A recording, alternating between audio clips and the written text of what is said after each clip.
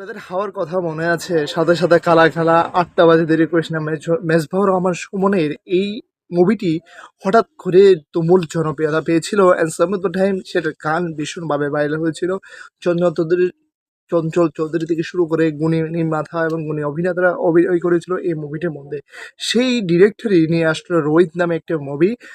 Mostafizur Noor, Imran and Najibuddin Hossain mind blowing acting, same of the time colour grading থেকে শুরু করে ট্রেলারের মধ্যে যে পোষণটুকু আমাদেরকে দেখানোর চেষ্টা করেছে, অনেস্টলি বলছি জাস্ট মাইন্ড ব্লোয়িং, মাথা নষ্ট করা ভিজুয়াল অ্যান্ড গল্পের কনসেপ্টটা বেশ ডিফারেন্ট, এমন ইউনিক বলা যায়। 'রোহিতের' ট্রেলারটা আমি দেখছিলাম আর ভাবছিলাম এত সুন্দর নির্মাণ কীভাবে সম্ভব একজন ডিরেক্টরের পক্ষে, যে আফটার হাওয়ার পরে অনেকটি বছর কেটে গেল এমন নিয়ে আসলো রোহিত।